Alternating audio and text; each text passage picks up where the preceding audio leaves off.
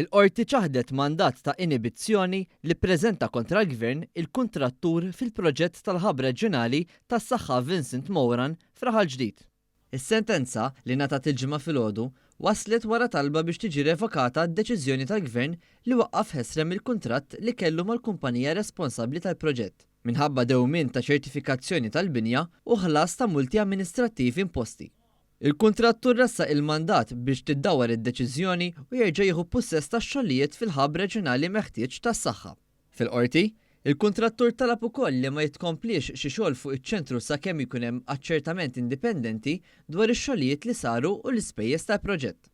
Il-kumpanija kuntrattata approvat ukoll twaqqaf lill-Ministeru għas-Saħħa u l-Anzjanità Attiva milli jieħu possess u jopera tal-isptar pubbliku, kif diġà sar, bil-Gvern jargumenta li l-prijorità tiegħu ili l-post jibda jopera mill-aktar fis possibbli. Fid-deċiżjoni tagħha, il-qorti ċaħdet it-talba tal-kuntrattur u spjegat li l-importanza ta' tħaddim tal-isptar tisboq bil-qawwa dak mitlub. Ingħad li l-kuntrattur ukoll naqas milli juri li dan mhux minnu u jkun preġudizzju sproporzjonat kemm il-darba fiċ-ċirkostanzi tintlaqa' talba għal ħruġ ta' mandat. Dwar it-talba li ma jitkomplewx ix-xogħlijiet sakemm ikun hemm aċċertament indipendenti, il-qorti qalet li dan id-dritt ma joħroġ la mill-kuntratt u lanqas mill-liġi u għaldaqstant tat raġun lill-Gvern. Nazzareno Dalli, ir-raġel li jinsab akkużat li pprova joqtol żewġ tibniet aħwa ta' 12 u 15-il sena b'diversi daqqiet ta' sikkina f'Marzu li għadda, ma natax il-ħelsien mill-arrest. Il-każ kien seħħ f'residenza privata fit-Triq San Tomas fil-Marsa, fejn ir-raġel allegatament darab b'mod serju liż-żewġ tibniet b'waħda minnhom saħansitra tispiċċa taqla 17-il daqqa ta' sikkina u għamlet perjodu rikoverata fit-taqsima tal-kura intensiva tis-sielja tal-ħajjita. Fil-qorti, quddiem il-Maġistrat Marsen Farrugia, wieħed mill-avukati li qed jidhru f'isem l-akkużat qal li Dalli llum u ħieles mill-vizzju tad-droga u anke segwa l-korsijiet kollha ta' riabilitazzjoni fil-faċilità korrettiva ta' Kordin u għalhekk għamel talba l-ħelsien mill-arrest.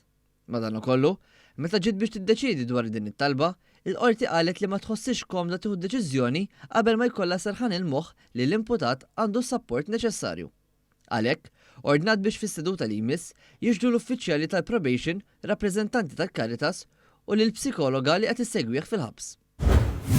Żewġ irġiel Sirjani minn fost 7 li jinsabu akkużati li ppubblikaw materjal estremist relatat mal-ISIS fuq il-pjattaformi tal-midja soċjali tagħhom, Yazan Abdulaziz ta' 26 sena u Ahmed Kadas ta' 25 sena ingħataw il-ħelsien mill-arrest b'diversi kundizzjonijiet, fosthom li jiffirmaw kuljum fl-assa tal-fgura, jiddepożitaw is-somma ta' 10,000 euro u garanzija personali ta' 30,000 euro kull wieħed.